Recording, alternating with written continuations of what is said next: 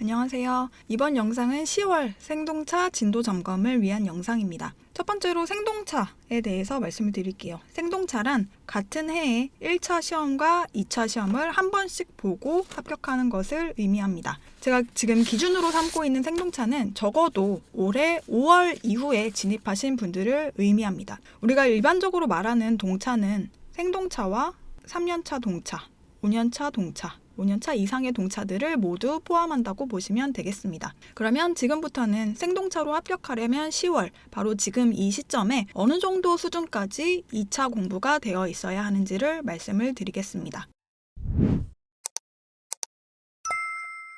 첫 번째로 실무입니다. 생동차를 기준으로 생동차의 수험 기간을 통틀어서 지금 10월이 실무 실력을 최상으로 올려놔야 할 시기입니다. 1차 하기 전까지 생동차생들은 실무에 거의 공부 시간의 70% 이상을 집중해 놨을 겁니다. 예를 들어 하루에 10시간을 공부한다고 하면은 지금까지 평균 6시간에서 7시간 정도는 실무에 투자를 해 놨어야 합니다. 여러분들이 실무에 투자한 노력에 대한 결과가 지금 10월에 보인다고 생각하시면 되겠습니다. 그럼 구체적으로 어느 정도 수준까지 올려놔야 하는지 알아보겠습니다. 첫 번째로는 몇 개의 너무나 지엽적인 논점, 예를 들어 영업보상이나 농업손실보상 등을 제외하고는 기본적인 논점 숙지는 해야 합니다. 이 기본적인 논점에는 보상법이나 도시정비를 포함합니다. 아무래도 생동차생들은 3방식에는 그나마 자신감이 있지만 조금만 더 지엽적으로 들어가면 도시정비법이나 보상법은 어려워하는 경우가 많습니다. 저도 그랬지만 이건 생동차를 도전하시는 여러분들의 실력이 없어서가 아니라 10월 이후에 앞으로 여러분들이 1차에 집중하셔야 하고 2차에 실무의 지엽적인 부분들을 가져갈 여유가 없어서 그렇습니다. 제가 지금 말씀드리는 포인트는 도시정비법이나 보상에 관한 실무 문제를 정말 기본적인 문제를 풀 수 있을 법한 수준까지는 10월까지 만들어 놓으셔야 합니다. 이를 위해서는 여러분들이 가지고 계시는 실무 문제집을 같은 문제집이라도 최소 3회독 이상 해 놓으시는 것이 좋겠습니다. 추가적으로 내가 실무에서 자주 틀린다 하는 부분은 오답노트 형식처럼 한 줄씩이라도 정리해 놓으셔가지고 계속 실무 문제 풀 때마다 오답노트 먼저 보고 문제를 푸신다면 오답률이 줄어들 겁니다. 두 번째로 기본적인 3방식 100점짜리 문제를 100분 안에 푸셔야 하는데 최소 10월에는 110분 안에 풀 수 있어야 합니다. 만약 100분 안에 내가 정답률을 80% 이상 수준으로 실무 문제를 풀 수 있다라고 한다면 생동차 합격 확률이 더 올라간다고 볼 수 있습니다. 하지만 반대로 실무 문제 푸는데 시간도 너무 오래 걸리고 정답률도 떨어진다라고 하면은 오히려 내가 1차에 조금 더 집중하기로 결심을 하거나 아니면 실무의 시간을 지금이라도 조금 더 투입하더라도 1차를 조금 더 리스키하게 가져갈 것인가에 대한 방향 설정을 빨리 하셔야겠습니다. 두 번째는 이론 과목입니다.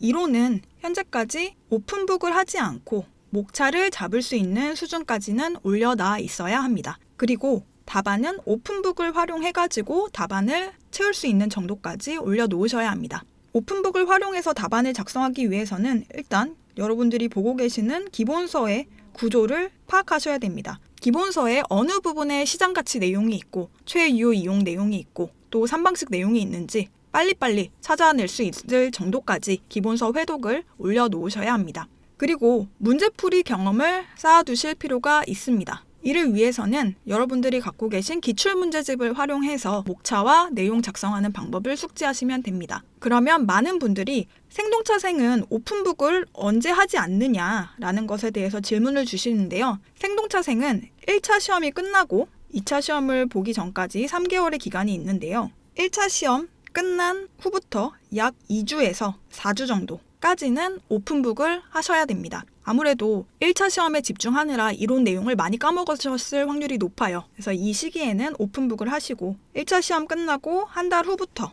이때 오픈북을 하지 않고 답안을 작성하는 연습을 하시면 되겠습니다. 다시 정리해서 말씀드리면 10월 현재는 오픈북을 하지 않고 목차를 잡으시고요.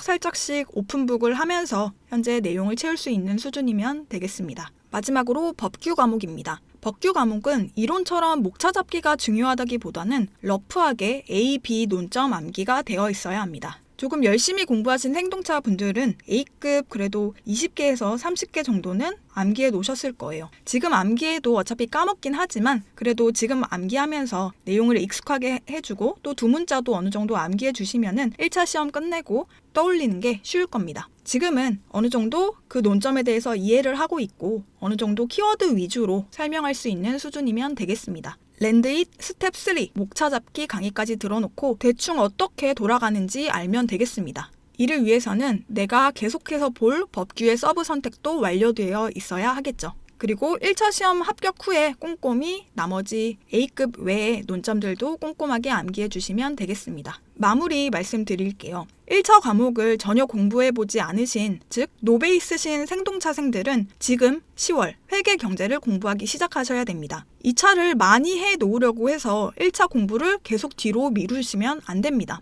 왜냐하면 감정평가사가 되기 위해서는 2차가 아닌 1차를 먼저 합격하셔야 합니다. 1차를 3개월, 4개월 이렇게 짧은 기간 가져가려다가 결국에는 1차에 합격하지 못하고 2차 시험도 못 보게 되는 수험생들이 매년 발생하고 있습니다. 우선순위를 항상 1차에 먼저 두시고 시간이 남으면 2차를 하는 방향으로 가져가셨으면 좋겠습니다. 그리고 만약 내가 10월 이후에 진입하는 수험생이다. 지금 공부를 시작하려고 한다. 라고 하면은 지금 2차를 선행하기보다는 1차에 올인하셔가지고 내년 1차 시험을 꼭 합격하시는 것이 좋겠습니다. 생동차생들은 아무래도 2년차 유예생들보다는 2차 공부 시간이 짧을 수밖에 없습니다. 하지만 공부를 조금 늦게 시작하셨으니까 더 열심히 공부를 하셔가지고 꼭 생동차가 되셨으면 좋겠습니다. 이상으로 생동차를 위한 10월 진도 점검 영상을 마무리하도록 하겠습니다. 감사합니다.